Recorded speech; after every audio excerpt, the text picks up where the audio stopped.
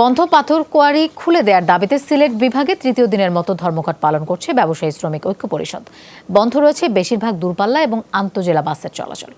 এখনকার পরিস্থিতি জানতে আমরা চলে যাচ্ছি সিলেটে। সেখানে আছেন আমাদের সহকর্মী মাহবুবুর রহমান রিপন। বিআরটিসি বাস চলছে কিনা, যাত্রীরা কিভাবে গন্তব্যে যাচ্ছেন?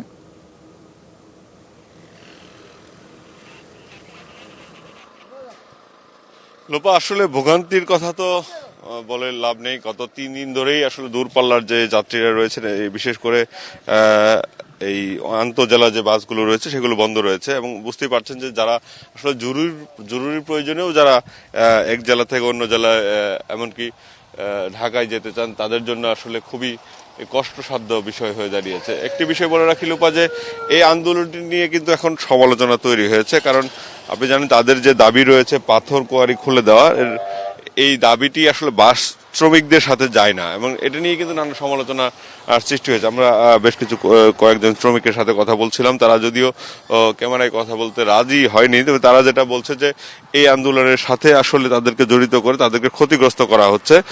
এবং সিলেটের যারা পরিবেশবাদীরা রয়েছে তারাও অভিযোগ করছেন যে এই আন্দোলন আদালত অবমাননার শামিল। কারণ হচ্ছে যে আদালতের নির্দেশে সিলেটের জাফলং পাথর কোয়ারিকে কিন্তু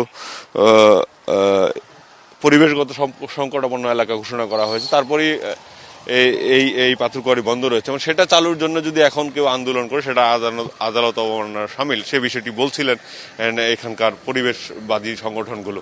লোপা, রিপন, আপনাকে ধন্যবাদ আমাদের সাথে যোগ দেওয়ার জন্য।